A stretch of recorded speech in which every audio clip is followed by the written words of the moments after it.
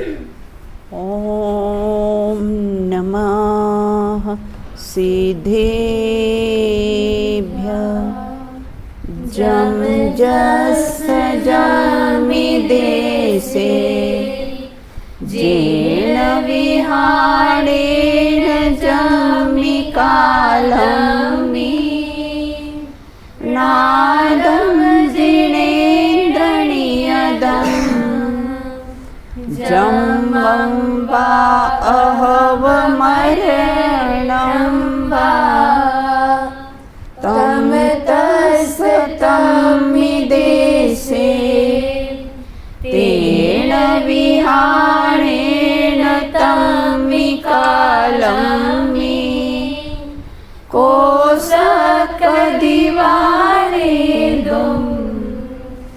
इंदो वातः जिनेन्दो वा।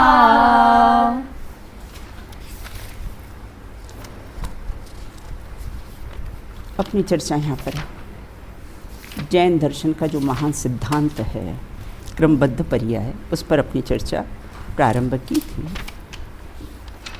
पूर्व में हमने चर्चा की थी कि क्रमबद्ध पर्याय को स्वीकार करने में एकांत नियतवाद क्यों नहीं होता है। क्रमबद्ध पर्याय को स्वीकार करने में एकांत नियतवाद क्यों नहीं होता है। 62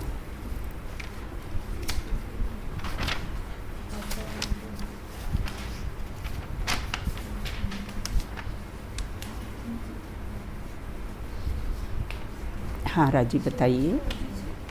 दीदी, जो कार्य पर्याय जिस निमित्त के द्वारा जिस द्रव्य में जिस क्षेत्र व काल में उसी प्रकार से होना है, वह कार्य उसी निमित्त के द्वारा उसी द्रव्य क्षेत्र व काल में उसी प्रकार से होता है, ऐसी द्रव्य क्षेत्र काल व भाव चतुष्टय से समुदित नियत कार्य की व्यवस्था को नियति कहते हैं। नियति कहते हैं, बिल्कुल। लेकिन इसमें एकांत नियतवाद क्यों नहीं होता है? क्योंकि इसमें अन्य संभावों का निषेध नहीं, अपितु उनकी स्वीकृति है। हाँ, बस ये मेन बात आनी चाहिए कि इसमें अन्य संभावों का कैसा निषेध नहीं है, उनकी स्वीकृति है, इसलिए एकांत नियतवाद नहीं है।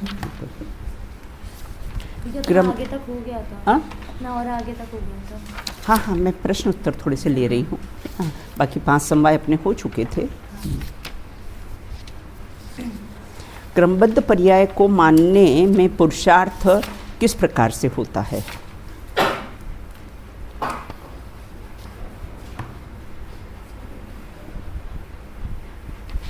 हाँ, अंकिता बताइए। क्रमबद्ध पर्याय को मानने पर पुरुषार्थ उड़ जाता है, ऐसा अज्ञानी मानते हैं। क्रमबद्ध पर्याय के निर्णय से कर्ता बुद्धि का मिथ्या अभिमान टूट जाता है और निरंतर ज्ञायक बने का सच्चा पुरुषार्थ जागृत होता है। अनेकांत में भी अनेकांत है, इस कथन को उदाहरण सहित बताइए।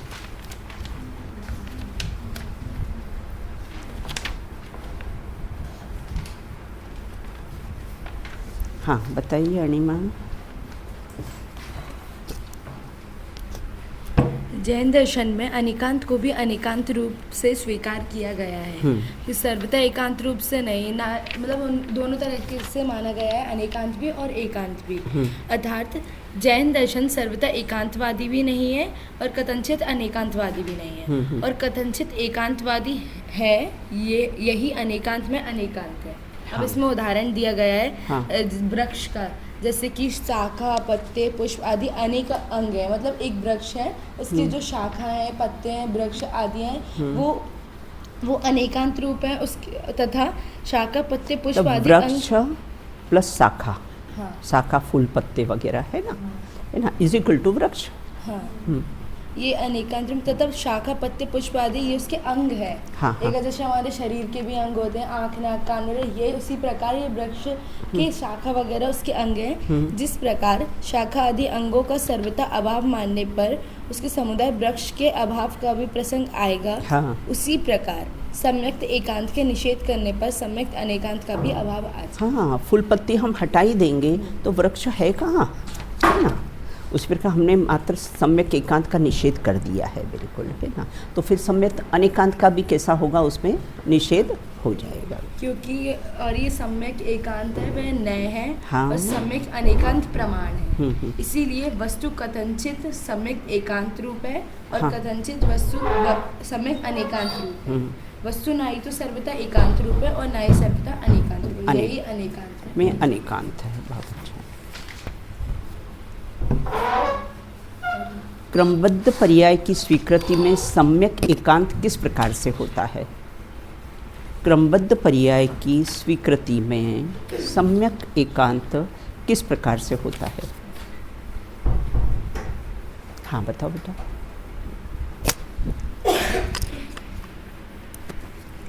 यदि क्रमबद्ध पर्याय की स्वीकृति में 5 समवायों में काल की मुख्यता से कथन किया जाए तो सम्यक एकांत होगा, क्योंकि इसमें पुरुषार्थ आदि समवायों को गौड़ किया है, उनका निषेध नहीं किया गया। और कार्य की उत्पत्ति में 5 समवायों से होती है, परंतु किसी एक समवाय को मुख्य करके उससे कार्य की उत्पत्ति कही जाती है। उस समय कथन में अन्य समवाय गौड़ रहते हैं, उनका अभाव अपेक्षित नहीं होता है। इस प्रकार क्रमबद्ध पर्याय की व्यवस्था को सम्यक एकांत भी कहा जा सकता है, जो कि सम्यक अनेकांत का पूरक है, विरोधी नहीं है। तो इसमें क्रमबद्ध पर्याय की स्वीकृति में उनको ऐसा लगता है कि पुरुषार्थ का तो लोप हो गया है, ये तो एकांत हो गया, सम्यक एकांत कहाँ रहा। तो यहाँ ये कहते हैं कि कार्य 5 समवाय से होता है ना। वहाँ पर अगर कालब्धि को मुख्य किया तो बाकी के जो 4 समवाय है उनको कैसा है, गौण कर दिया है। बिल्कुल। तो इसलिए कैसा है, क्रमबद्ध पर्याय की स्वीकृति में एकांत नहीं, क्या होता है, सम्यक एकांत होता है। सम्यक एकांत मतलब सब चीज़ें आ गई ना बेटा उसमें, है ना, इसलिए कैसा है, उसको सम्यक एकांत कहा है। इतनी अपनी चर्चा हुई थी। अब आगे अपन चर्चा करेंगे। आज अपन पेज नंबर 71 पर पुरुषार्थ एवं अन्य समवायों का सुमेल, क्योंकि सबसे बड़ा क्वेश्चन यही आता है कि क्रमबद्ध पर्याय को मानने में पुरुषार्थ का लोप हो जाता है। तो यहाँ ये कहते हैं कि पुरुषार्थ का और 5 समवाय का कैसा सुमेल है, उसकी चर्चा अपन आज यहाँ पर करेंगे। बिल्कुल ना। देखो, पुरुषार्थ एवं अन्य 5 समवाय, अन्य 5 समवाय मतलब पुरुषार्थ को हमने छोड़ दिया, तो बाकी 4 कौन से हैं? हाँ, निमित्त, है ना, निमित्त। बिल्कुल। सबसे पहला शब्द आया पुरुषार्थ, है ना। पुरुष नाम आत्मा, अर्थ नाम प्रयोजन। आत्मा ही जिसका प्रयोजन हो और उसी को कैसे हैं, पुरुषार्थ कहते हैं। अब यहाँ ये कहते हैं कि आचार्य पंडित टोडरमल जी साहब ने एक प्रश्न के माध्यम से 5 समवायों का प्रकरण उठाते हुए एक कारण में अनेक कारण मिलते हैं, यह नियम बताकर 5 समवाय का सुमेल स्थापित किया है। कोई भी एक कार्य होता है, उसके कारण अनेक होते हैं। कोई भी एक कार्य हुआ ना, 90% आए, ये कार्य हुआ, तो कारण कितने हुए? बहुत सारे हो गए। बहुत आपने पढ़ाई अच्छी की, फैकल्टी आपको अच्छी मिल गई, नोट्स आपके अच्छे मिल गए, उसमें लाइट नहीं गई, बाहर की अनुकूलता भी सब रही, बिल्कुल, है ना। तो एक कार्य होने में अनेक कारण होते हैं, बिल्कुल। उसी प्रकार यहाँ ये कहते हैं कि कोई भी कार्य हो उसमें 5 समवाय का कैसा है, सुमेल होता है। तथा पुरुषार्थ से उद्यम करते हैं, यह आत्मा का कार्य है। कालब्धि पुरुषार्थ नहीं कर सकती है, होनार पुरुषार्थ नहीं कर सकता है, निमित्त पुरुषार्थ नहीं कर सकता है। स्वभाव तो त्रिकाल मौजूद है ही। तो क्या शब्द डाला है, पुरुषार्थ से उद्यम करते, ये कार्य सिर्फ आत्मा ही कर सकता है पुरुषार्थ, बाकी 4 समवाय तो कैसे पुरुषार्थ कर सकते ही नहीं हैं, बिल्कुल। और इसलिए प्रेरणा भी किसको दी जाती है, जो पुरुषार्थ करता है उसको। बाकी 4 समवाय को किसी प्रेरणा नहीं दी जाती, कि निमित्त को नहीं प्रेरणा दी जाती, कालब्धि होनार को प्रेरणा नहीं दी। एकमात्र कैसा है, जीव ही पुरुषार्थ करता है, इसीलिए उसको ही कैसी है, प्रेरणा दी जाती है। तो आत्मा का इसलिए आत्मा का पुरुषार्थ से उद्यम करने का ही उपदेश दिया जाता है ना। उपदेश किसको दिया जाता है, आत्मा को ही उपदेश दिया जाता है, जिसमें कैसा है, अपना जो संगी हो, जो उपदेश ग्रहण करने की जिसमें योग्यता हो, उसको ही कैसा है, बताया जाता है, बिल्कुल। अब यहाँ पर टेबल कुर्सी इतनी सब चीज़ें, इनको तो उपदेश नहीं दिया जाता। उपदेश किसको दिया जाता है? जो कैसा है, संगी है, उपदेश ग्रहण करने की जिसमें योग्यता है, आत्मा है, ज्ञान है, जो उपदेश को ग्रहण कर सकता है। तो इसलिए आत्मा का पुरुषार्थ करने का उपदेश, आत्मा को ही पुरुषार्थ करने का उपदेश दिया जाता है। इस कथन में उन्होंने पुरुषार्थ की मुख्यता है, मतलब 5 समवाय में पुरुषार्थ की क्या मुख्यता है, क्योंकि पुरुषार्थ से ही मोक्ष की प्राप्ति होती है।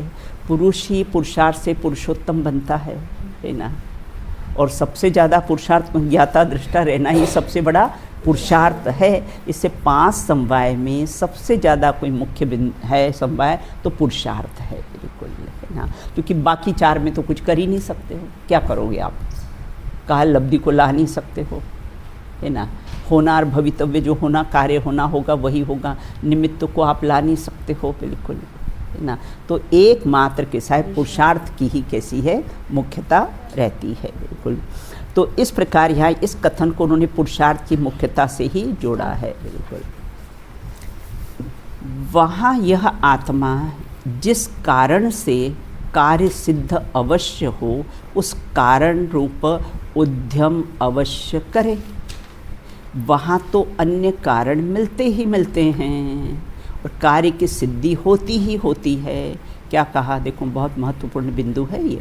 वह आत्मा जिस कारण से कार्य की सिद्धि होगी, जैसे किसी को सम्यक दर्शन प्राप्त करना हो तो कारण क्या है? सच्चे देवसास गुरु का श्रद्धान, 7 तत्वों का श्रद्धान, आत्मश्रद्धान, अपापर का श्रद्धान, ये कारण है ना। तो यहाँ कहते जिस आत्मा जिस कारण से है ना वो सम्यक दर्शन रूपी कार्य की सिद्धि होती है, उस कारण रूप उद्यम अवश्य करता है ना। अगर सम्यक दर्शन प्राप्त करना है तो वो उद्यम अवश्य करेगा। जिसको 90% का टारगेट जिसने बनाया है तो वो कैसा है उद्यम, उस अवश्य ही कैसा है वो उद्यम करेगा, बिल्कुल। तो वह उस कारण से उद्यम अवश्य करे, तो वहाँ कैसे उद्यम करे तो बाकी 4 समवाय मिल ही जाएंगे। वो पुरुषार्थ करेगा तो बाकी 4 समवाय मिल ही जाएंगे। वो उपदेश दिया, चारण रिद्धिधारी मुनिराज ने सिंह को उपदेश दिया तो उसको तत्काल कैसा भेद ज्ञान का उद्यम हुआ, और भेद ज्ञान का उद्यम हुआ तो कैसा है वो हिरण छूट गया और सम्यक दर्शन की प्राप्ति हो गई वहाँ। तो और फिर उस समय क्या हुआ, काल लब्धि भी आ गई, उस काल में ही होना था, होनहार भी आ गया, निमित्त तो उतर के आ ही गए हैं आकाश से, बिल्कुल। और स्वभाव तो त्रिकाल मौजूद है ही, बिल्कुल। तो बस सब कार्य कैसे क्या कहा है वहाँ ना, सिद्धि उस कारण का उद्यम अवश्य करे। तो वहाँ अन्य कारण को मिलाना नहीं है, तू तेरा पुरुषार्थ जागृत रख बस। हाँ, निमित्त आकाश से उतर कर आ जाएंगे, बिल्कुल मिलते ही मिलते। तो निमित्त को मिलाने की कोशिश मत कर, निमित्त तो अनुकूल ही होते और चश्मदीद गवाह होते हैं, है ना। तो कार्य होगा तो वहाँ आ ही जाएंगे, उपस्थित होंगे ही होंगे। और कार्य की सिद्धि होती ही होती है। इस कथन से स्पष्ट किया गया है कि पुरुषार्थ करने वालों को अन्य समवाय मिलते ही हैं। क्या पता काल लब्धि आएगी कि नहीं, कोई निमित्त मिलेगा कि नहीं, है ना। बोले तू तेरा पुरुषार्थ क्या, तू तेरा उपादान तैयार रख बस, है ना। बाकी 4 समवाय कैसे हैं, मिल जाएंगे। देखो पुरुषार्थ 4 प्रकार के पुरुषार्थ होते ना, कौन कौन से? हाँ, धर्म, अर्थ, काम और मोक्ष, 4 प्रकार के पुरुषार्थ होते। लौकिक में भी 4 प्रकार के बेटा पुरुषार्थ माने जाते हैं। भाई धर्म मतलब ये पूजा पाठ शुभ भाव करे, वो कैसा धर्म का पुरुषार्थ। एक लौकिक में माने जाते हैं, एक आगम की दृष्टि से और एक अध्यात्म की दृष्टि से 4 पुरुषार्थ होते हैं। तो आगम की दृष्टि से पूजा पाठ इत्यादि ये करें, उसको कैसा है धर्म का पुरुषार्थ का है ना। अर्थ मतलब पैसा कमाना लौकिक में, उसको कैसा है पुरुषार्थ कहा है। और तीसरा कैसा है काम, फिर शादी वादी करके पंचेंद्रिय विषय भोगे, वो काम का पुरुषार्थ। और चौथे नंबर पर कैसा है मोक्ष का पुरुषार्थ, है ना। लेकिन 3 पुरुषार्थ तो जीव अपना कर्तव्य मानता है, और चौथे पुरुषार्थ के लिए श्रेया करने लायक है। तो लोगों को लगता ही नहीं है कि मोक्ष के लिए भी पुरुषार्थ करना चाहिए। 3 पुरुषार्थ तक तो अपना कर्तव्य मानता है ये, कि नहीं संसार में ये 3 पुरुषार्थ करने योग्य है। वहाँ कहते चौथा पुरुषार्थ मोक्ष है, उसके लिए भी कैसा है, उद्यम करना चाहिए। अब हम कैसे अध्यात्म के परिप्रेक्ष्य में देखें तो 4 प्रकार के पुरुषार्थ। धर्म, अपने ध्रुवधाम की धुन लगाना, वो धर्म का पुरुषार्थ। अर्थ, अनंत गुण वैभव संपन्न मैं आत्मा हूँ ऐसा निर्णय करना, वह कैसा है, अर्थ का पुरुषार्थ। काम, पंचेंद्रिय विषय भोग का मैं अकर्ता हूँ, ये काम का पुरुषार्थ। और मोक्ष, मैं मुक्त स्वरूप हूँ, ये मोक्ष का पुरुषार्थ। तो ऐसे लौकिक में और कैसे पारलौकिक में भी कैसे इनकी परिभाषाएं अलग अलग होती हैं। तो यहाँ ये कहते हैं जो जीव, यहाँ बेटा इस पैराग्राफ में पुरुषार्थ की प्रेरणा दी है, पुरुषार्थ का महत्व बताया है, क्योंकि बाकी तो 4 समवाय में कुछ कर सकता नहीं है। बिल्कुल, जो जीव पुरुषार्थ से जिनेश्वर के उपदेश के अनुसार मोक्ष का उपाय करता है, उसकी काल लब्धि और होनार हुए बिना कर्म के उपशम आदि ना होते हैं, तो वह ऐसा उपाय करता है। इस गद्यांश में भी पुरुषार्थी को अन्य समवाय मिलने की गारंटी दी है। आपने दूध में चीनी मिलाई, आपको शंका होती है कि दूध मीठा होगा या नहीं होगा? गारंटी है ना, हमने चीनी मिलाई है तो दूध कैसा है, मीठा होगा ही होगा, गारंटी ना। उसी प्रकार आचार्य ये कहते हैं कि तू ईमानदारी से पुरुषार्थ कर, है ना, तो तेरी कार्य की सिद्धि होगी ही होगी, बिल्कुल, है ना। और फिर ऐसा विचार करे, है ना, भाई पुस्तक तो लेके बैठ जाए 24 घंटे सामने, बिल्कुल, है ना, और फिर बोले मार्क्स नहीं आए, तो ईमानदारी से पुरुषार्थ नहीं किया होगा, बिल्कुल, है ना। वो कहते हैं प्रवचन में बैठना पुण्य के उदय से है, और प्रवचन को अपने में बैठाना वो पुरुषार्थ है ना। बुक्स लेके तो तुम बैठ गए, अब यहाँ कह दिया कि भैया 8 से 11 बजे तक आपको पढ़ना है, अब बुक्स लेके तो बैठ गए आप सामने, है? उसका नाम पुरुषार्थ नहीं है ना। उसको अपने में बिठाना, उसका नाम कैसा है, पुरुषार्थ है, बिल्कुल। तो इस प्रकार ईमानदारी से अगर कार्य करे, पुरुषार्थ करे, तो कार्य की सिद्धि हुए बिना रहेगी ही नहीं है, बिल्कुल। पुरुषार्थ भी अन्य समवाय के अनुसार ही होता है। 5 समवाय में कोई परस्पर संघर्ष नहीं है ना, जबकि कैसा है, पुरुषार्थ और काल लब्धि दोनों बिल्कुल अपोजिट है, लेकिन फिर भी कैसा है, दोनों में संघर्ष नहीं। वो किसके समान, 2 दोस्त, पक्के दोस्त, और चेस खेल रहे हैं, तो 63 के समान कैसे हैं, वो है 36 के समान नहीं है। उसी प्रकार पुरुषार्थ और 5 समवाय एक दूसरे के कैसे हैं, पूरक है, विरोधी नहीं है, बिल्कुल। उस 5 का सुमेल से ही कार्य की सिद्धि होगी। वो एक बात है कि अपन कभी किसी को मुख्य कर दे, कभी पुरुषार्थ को, कभी काल लब्धि को, कभी निमित्त को, है ना। कोई बहुत ज़्यादा कुछ करे ना, भाई मैंने किया, ऐसा किया, अरे भैया वो कार्य होने वाला था, तुमने क्या किया, है ना। वहाँ पर होनार को कैसा है, मुख्य कर देते हैं, बिल्कुल। अब सम्यक दर्शन किससे होता है, किसको होगा सम्यक दर्शन? माथे पे तो लिखा नहीं है सम्यक दर्शन किसको होगा, है ना, हम सबको होगा, बिल्कुल, है ना। किसको होगा, हम सबको होगा, क्योंकि आत्मानुभूति जरूरी है, बस, बिल्कुल। तो किसको होगा, एक तो सबसे पहली शर्त भव्य को ही होगा। जब भी होगा जागृत अवस्था में होगा। बोले मैं सोया था और मुझे सम्यक दर्शन हो गया, हमेशा जब भी होगा जागृत अवस्था में ही होगा। अन्याय, अनीति, अभक्ष का कैसा है, त्यागी होगा, आत्मश्रद्धानी होगा वो, बिल्कुल ना। और तो इसलिए यहाँ तो एक ही शब्द बताया उन्होंने कि सम्यक दर्शन किसको होगा, बोले निकट भव्य जीव को होगा, बिल्कुल। अब निकट में राजी कितना निकट लेना, राइट, है ना। निकट में कितना निकट लेना, बोले अर्धपुद्गल परावर्तन। क्यों निकट कहा है, क्योंकि अनंत काल के आगे वो अर्धपुद्गल परावर्तन निकट ही है, बिल्कुल, चुल्लू भर है, बिल्कुल, है ना। तो इस प्रकार किसको होगा? निकट भव्य जीवों को ही होगा। हम सब भव्य ही है, शंका करना ही नहीं है, सब लोग रुचि पूर्वक पढ़ते हो, है ना, तो कैसे हैं? भव्य ही हो, बिल्कुल, है ना। अब सम्यक दर्शन कैसे उत्पन्न होता है? अब देखो यहाँ पर पुरुषार्थ की ऊपर स्वभाव की बात कही है ना। पहले पॉइंट में क्या हुआ? भाई स्वभाव। दूसरे पॉइंट में किसकी बात कही बेटा? पुरुषार्थ की बात। कि किसको होगा सम्यक दर्शन? जिसने 7 तत्वों का श्रद्धान किया हो, है ना। सच्चे देव सा, वो 4 पॉइंट्स ले लेना बेटा, है ना। सच्चे देव सा गुरु का श्रद्धान, तत्वार श्रद्धानम, सम्यक दर्शनम, स्वपर का श्रद्धान और आत्मा श्रद्धान, बिल्कुल, है ना। ये चारों का भी सुमेल है ना, एक के बिना दूसरा नहीं है। तो 7 तत्वों का श्रद्धान निर्णय करके जो त्रिकाली अखंड ज्ञायक स्वभावी आत्मा का अवलंबन करने पर ही कैसा होगा? सम्यक दर्शन प्रकट होगा। मैं आत्मा हूँ, ऐसा श्रद्धान करने पर ही कैसा है? सम्यक दर्शन होगा। अब यह जीव, देखो यहाँ पर पुरुषार्थ की बात कही है ना। यह जीव तत्व निर्णय और स्वभाव सन्मुखता का पुरुषार्थ कब करेगा? अब वो काल लब्धि, है ना। कब करेगा? जिसका संसार का किनारा निकट आ गया हो, है ना। कौन करेगा? जो जीव तत्व पुरुषार्थ कौन करेगा? भाई जिसने अपना टारगेट बनाया कि मुझे 90 अबाउ लाना है, बिल्कुल, जिसने अपना टारगेट बनाया है वही कैसा है? पुरुषार्थ करेगा, बिल्कुल।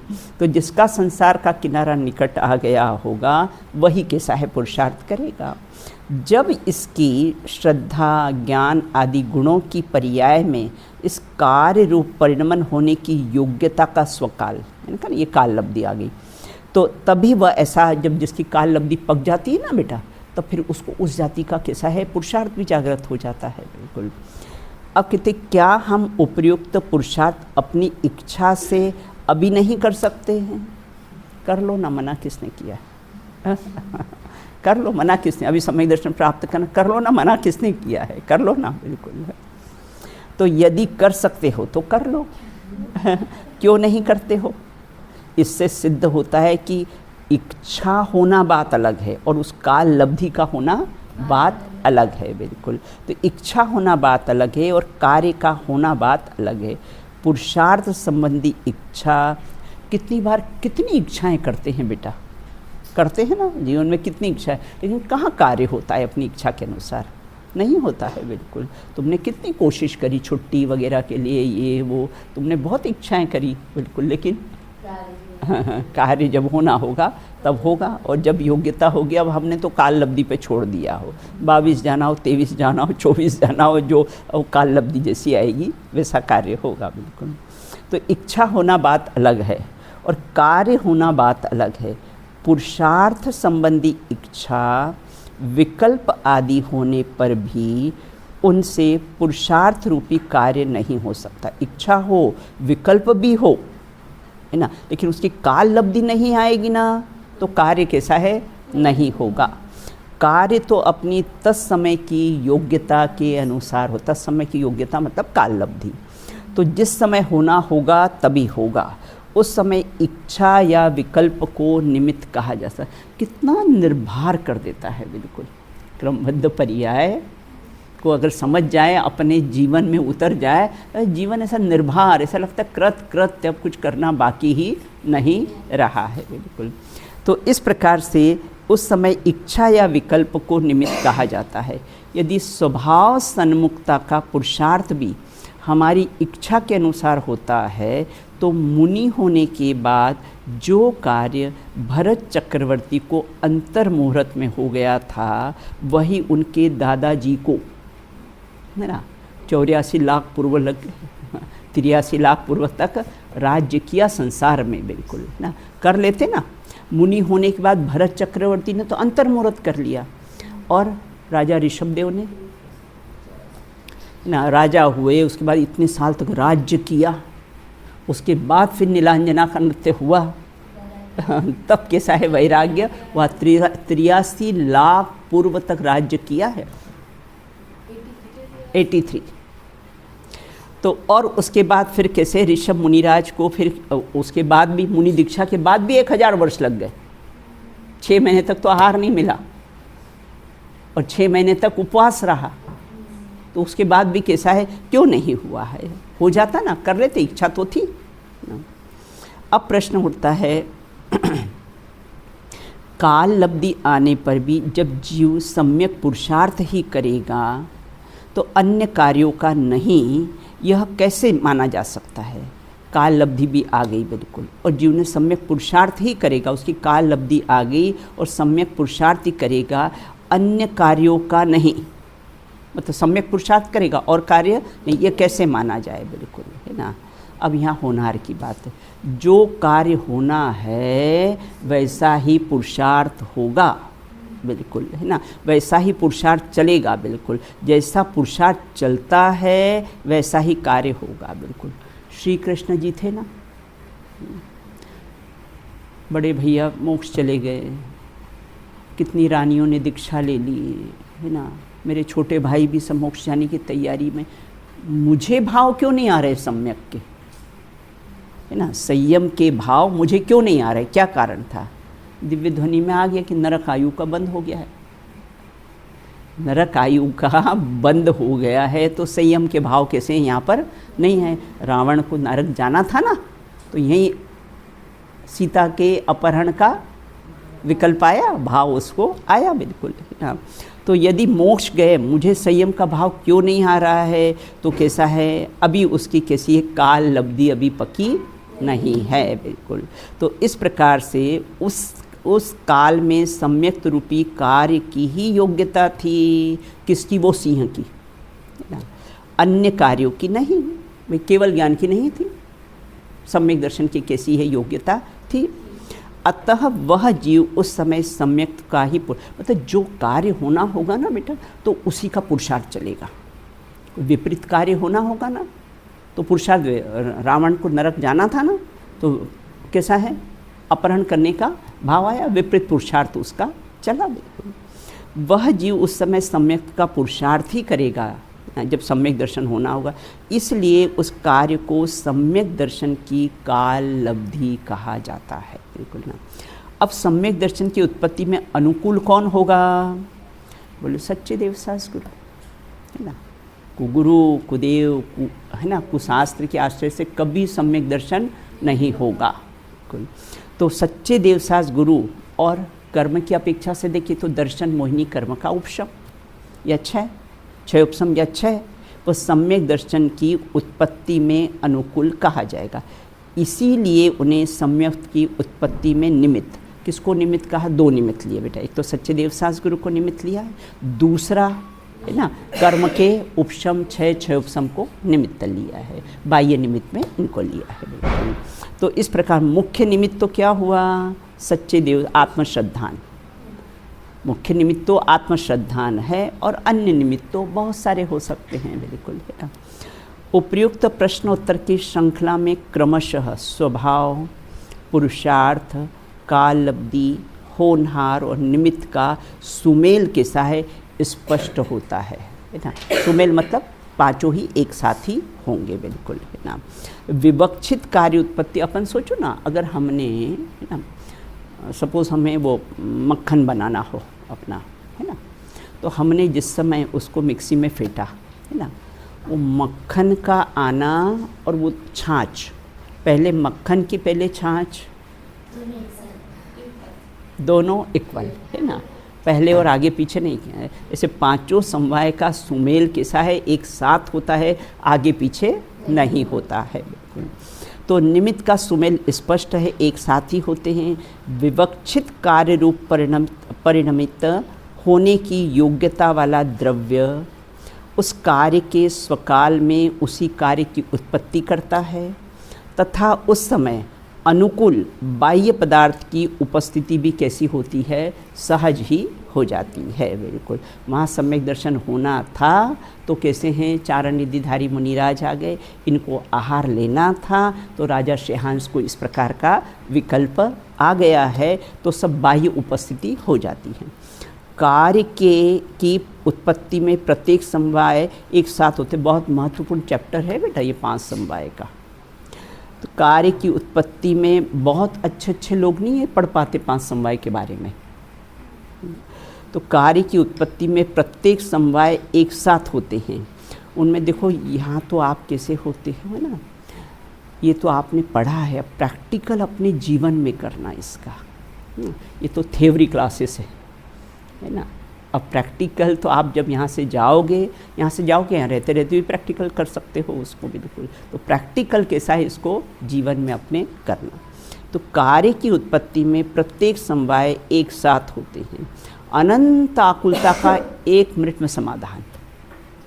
ऐसा क्यों नहीं हुआ, वैसा क्यों नहीं हुआ, वैसा क्यों कर दिया, बिल्कुल है ना। अनंत आकुलता का 1 मिनट में समाधान हो जाएगा अगर हम ये क्रमबद्ध पर्याय का विचार करेंगे तो उसमें कोई मुख्य गौण नहीं है। किसी भी कार्य की उत्पत्ति में प्रत्येक समवाय एक साथ होते हैं, उसमें कोई मुख्य गौण नहीं होता है, बिल्कुल है ना। शादी में कैसा है, दूल्हा मुख्य कि दुल्हन मुख्य? दोनों ही मुख्य है, दोनों के बिना कार्य होगा ही नहीं है ना। तो दोनों ही मुख्य। उसी प्रकार पांचों समवाय में पांचों ही मुख्य हैं, बिल्कुल। किसी भी एक समवाय की मुख्यता का कथन हो सकता है बेटा, है ना, क्योंकि कथन में, वाणी में इतनी योग्यता नहीं कि पांचों को एक साथ कहा जा सकता है ना। मुझे बोलना है राजी और अंकिता, बोले एक साथ बोलो, बोले नहीं, क्योंकि वो वाणी में इतनी योग्यता ही नहीं कि एक साथ बोला जाए। बिल्कुल, वो क्रम से ही बोला जाएगा, जिसका भी बोला जाएगा क्रम से ही बोला जाएगा। तो किसी एक समवाय की मुख्यता से कथन हो सकता है ना। किसी जीव को सम्यक की उत्पत्ति कैसे हुई, इस प्रश्न के उत्तर में प्रत्येक समवाय के मुख्यता के निम्न अनुसार प्रश्न है। बिल्कुल, सम्यक दर्शन रूपी कार्य का कर्ता कौन, कैसा हुआ। बिल्कुल, स्वभाव की अपेक्षा से देखिए तो आत्मा के श्रद्धा गुण में सम्यक, मैं आप लोगों से एक कोई भी उदाहरण में ये पांचों समवाय घटवाऊंगी ना। पहले मैं बताती हूँ आपको, फिर आपको उदाहरण सोच के रखना ना, कि एक ही कोई है ना घटना में पांचों समवाय कैसे होते हैं। बिल्कुल ना। तो स्वभाव, आत्मा के श्रद्धा गुण में सम्यक दर्शन रूप परिणमन करने की शक्ति है। शक्ति किस में है? सम्यक दर्शन प्राप्त करने की आत्मा में है ना। तो वो तो क्या हुआ, स्वभाव है ना। अब पुरुषार्थ, अब स्वभाव तो है, आत्मा में त्रिकाली ज्ञायक स्वभाव की प्रतीति करने से ही सम्यक दर्शन होगा। आत्मा की प्रतीति, मैं आत्मा हूँ, ऐसी प्रतीति करने से ये पुरुषार्थ हो गया। बिल्कुल, अब सम्यक दर्शन होने का स्वकाल आया, इसलिए ही सम्यक दर्शन हुआ, आगे पीछे नहीं हुआ है ना, उसी समय हुआ। होनहार, सम्यक दर्शन रूपी कार्य ही होना था, अन्य कार्य नहीं होना था। तो सम्यक दर्शन होना था, इसलिए सम्यक दर्शन हुआ है। और निमित्त दर्शन मोहिनी कर्म का उपशम, औपशमिक सम्यक तो हो तो उपशम, छायोपशमिक हो तो छाय, और छायिक हो तो क्षय ना। तो दर्शन मोहिनी कर्म का क्षय हुआ। यहाँ यह बात है ना। तो ये तो 5 हुए बेटा, है ना। तो इस प्रकार से है ना। अब कोई भी उदाहरण, एक उदाहरण में मुझे बता के बताओ, ये पांचों समवाय घटा के बताओ। हाँ बताओ राजी। जैसे हमें 90% से अब लानी है, हाँ तो सबसे पहले स्वभाव, लगता है तुमने अपना टारगेट बनाया है। हाँ हाँ हाँ, तो सबसे पहले स्वभाव कि 90% लाने, तो सब में शक्ति है। हाँ। कि सब 90% से हम ला सकते हैं। सब में शक्ति है, बराबर। हाँ, बिल्कुल। अगर फिर पुरुषार्थ मतलब हाँ। उस शक्ति की व्यक्ति, हमें पुरुषार्थ करना पड़ेगा, तब जाके हमारे 90% आएंगे। हाँ। तो उसके लिए हमें पढ़ना पड़ेगा और डेली कंटिन्यूस रिवीजन करना पड़ेगा जो हमने पढ़ा है। बराबर। फिर बिल्कुल। काल लब्धि, हाँ और जब मतलब जब रिजल्ट का टाइम आएगा तब वो रिजल्ट डिक्लेयर होगा। हाँ। तो वो ही काल लब्धि। फिर होनहार, 90% से अब आनी थी तो वो आई, तो ऐसा हाँ। होनहार। मतलब वो 90% ही आना था, वही कार्य होना था। बिल्कुल, वो होनहार। हाँ। तो वो होनहार। और निमित्त हमारे गुरुजन जो भी थे, हाँ। और जो फैसिलिटीज हमें प्रोवाइड हुई हैं, हमारा खुद का। हाँ, अंतरंग निमित्त, बहिरंग निमित्त, है ना, वो सब हुआ। बिल्कुल। चलो धर्म का एक उदाहरण पे कोई घटाओ।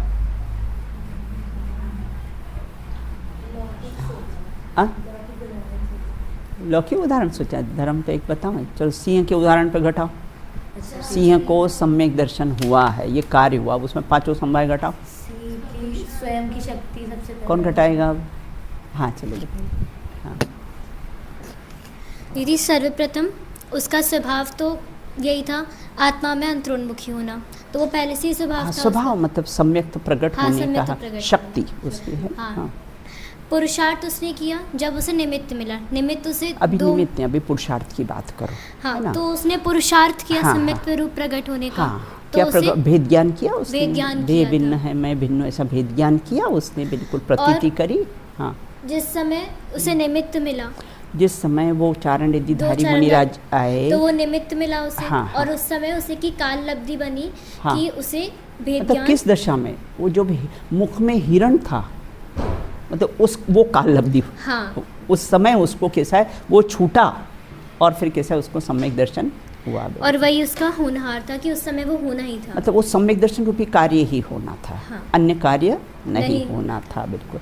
देखो सिंह का अपने उदाहरण लिया ना, तो देखो स्वभाव मतलब सम्यक दर्शन प्राप्त करने की योग्यता, पुरुषार्थ उसने क्या, जो चारण निधिधारी मुनिराज आए, जो उन्होंने उपदेश दिया कि हे जीवराज, है ना, तुम जीवराज हो, तुम वनराज नहीं हो, है ना, तुम्हारे निमित्त से अहिंसा परमो धर्म चलेगा, महावीर के नाम से, बिल्कुल, है ना, तुम्हें ये हिंसा शोभा नहीं देती है। बिल्कुल तत्काल भेद ज्ञान हुआ कि देह भिन्न है, आत्मा भिन्न है। बिल्कुल ये उसका क्या हुआ, पुरुषार्थ हुआ। बिल्कुल फिर काल लब्धि उसी समय, उसी वन में, उसी समय वो कार्य होना था, वो क्या हुआ, उसकी काल लब्धि। बिल्कुल। और होनहार मतलब कार्य कौन सा, बोले सम्यक दर्शन ही होना था, ये होनहार हुआ। और निमित्त कौन हुए, बोले चारण धारी मुनिराज आ गए। बिल्कुल, है ना।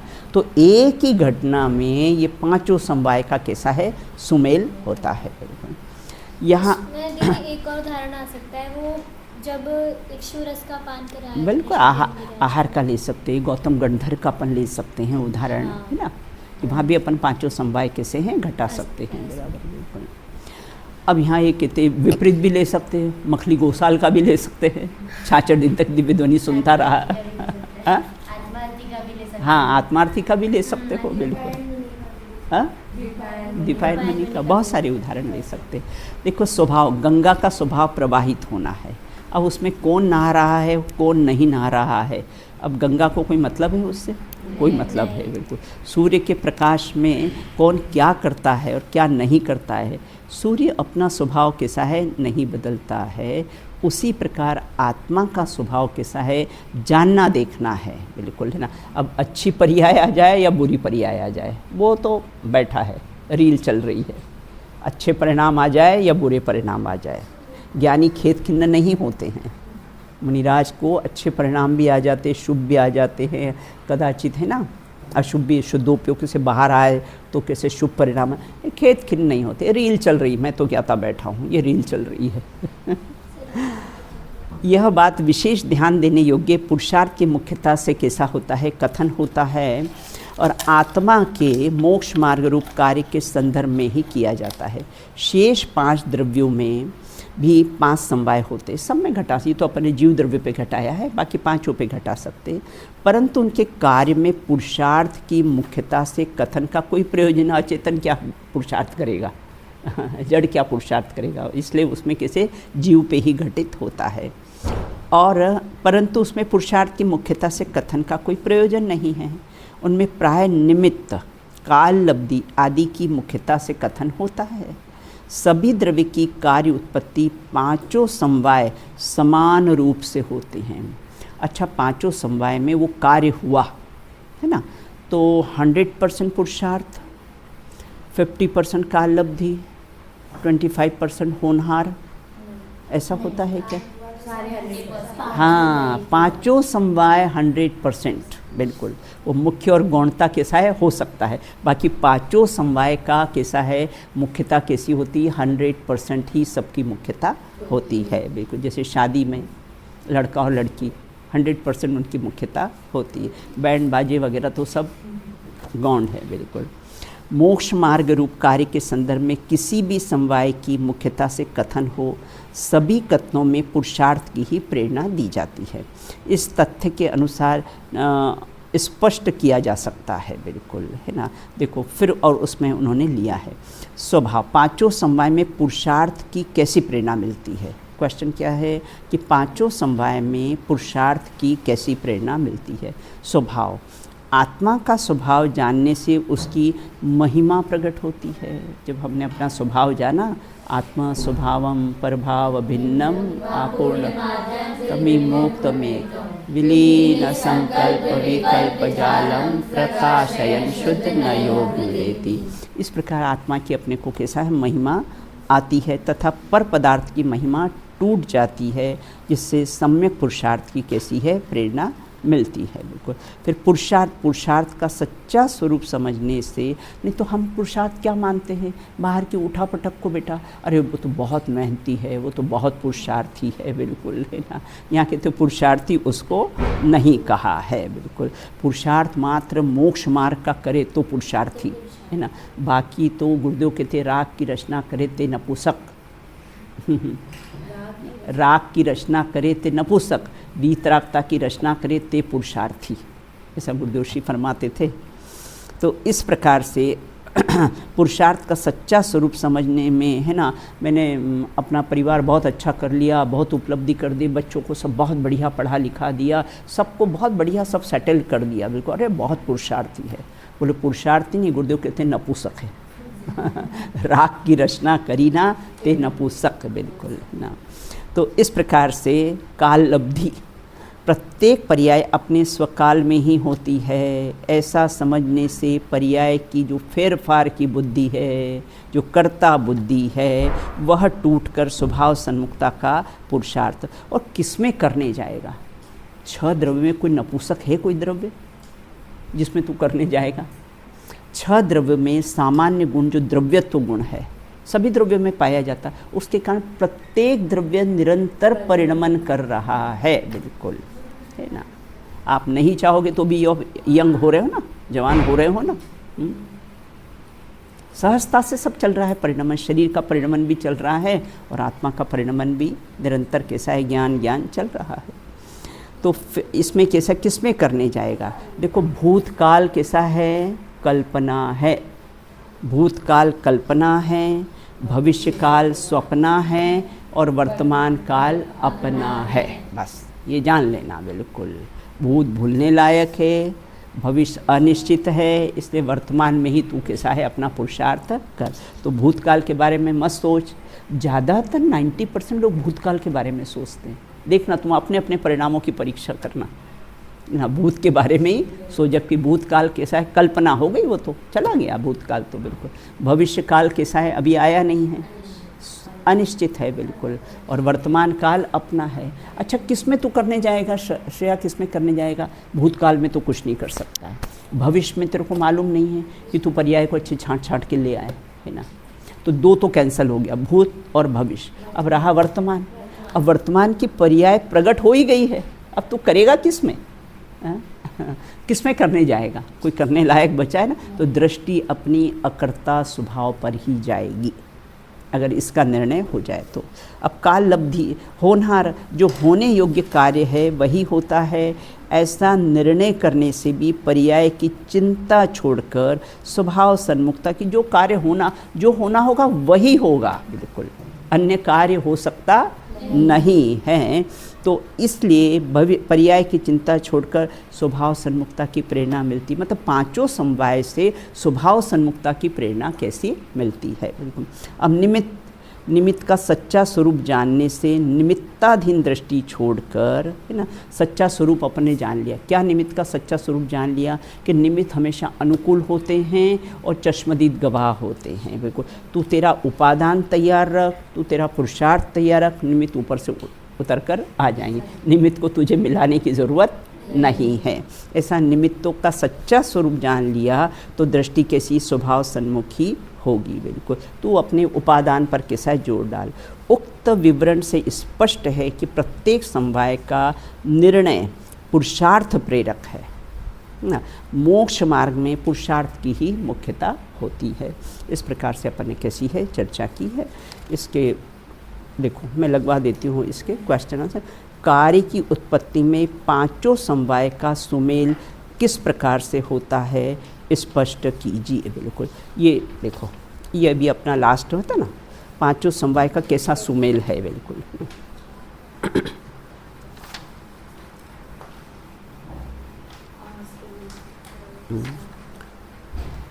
73।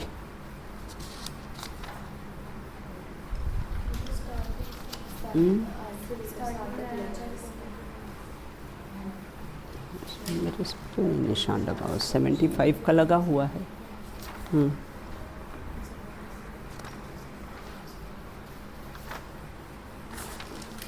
कार्य कृति पांचों समवाय का सुमेल किस प्रकार, ये अपने प्रारंभ में लिया था ना बेटा।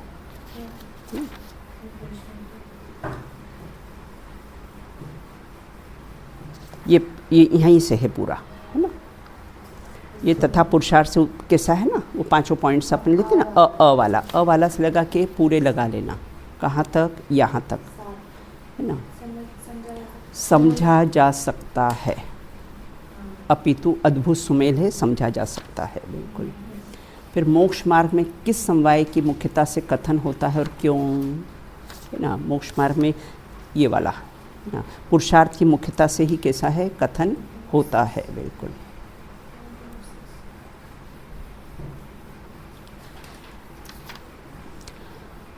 उसके बाद मोक्ष मार्ग में किस समवाय की मुख्यता से, फिर है, हाँ ये 74 यहाँ से बेटा 6 वाला पॉइंट है ना, पेज नंबर मेरे में 74 पर 6 वाला पॉइंट है ना, जो 74 क्वेश्चन है उसका आंसर ये वाला है कि पुरुषार्थ की मुख्यता से ही कथन होता है, बिल्कुल ना। फिर है कि प्रत्येक समवाय का स्वरूप समझने से कौन से पुरुषार्थ की प्रेरणा मिलती है, बिल्कुल। ये अपना अंतिम है, ये वाला है ना, 70, ये वाला 7 पॉइंट है अपना, 7 पॉइंट है, ये पूरा है, यहाँ तक है कि स्वभाव सन्मुख होने की प्रेरणा मिलती है, यहाँ तक है इसका, बिल्कुल ना। इस प्रकार से बहुत महत्वपूर्ण चैप्टर था ये, बिल्कुल है ना। अब आगे क्रमबद्ध पर्याय और पुरुषार्थ ना, उसकी शेष चर्चा अपन कैसी है बाद में करेंगे।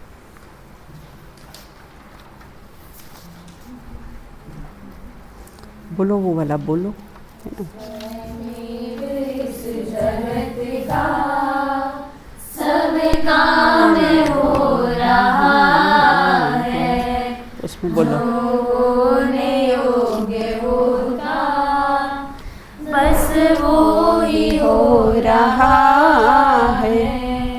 कर्तव्य का ये बोझा अब तो उतर रहा है, केवल स्वयं भी अपनी पर्याय के हैं करता, पर फेर फार उनके करने में है अकर्ता। ज्ञातृत्व भाव में ही आनंद हो रहा है, स्वयमेव इस जगत सब काम हो रहा है। बोले अंतानंत सिद्ध परमेष्ठी भगवंतों की जय हो। नित्य बोधनी द्वादशांगमयी जनवाणी माता की जय हो। समस्त वितरागी संतों की जय हो। अंतिम शासन नायक भगवान महावीर स्वामी की जय हो। अहिंसा परमो जैन धर्म की जय हो। एक साथ बोलिए जय श्री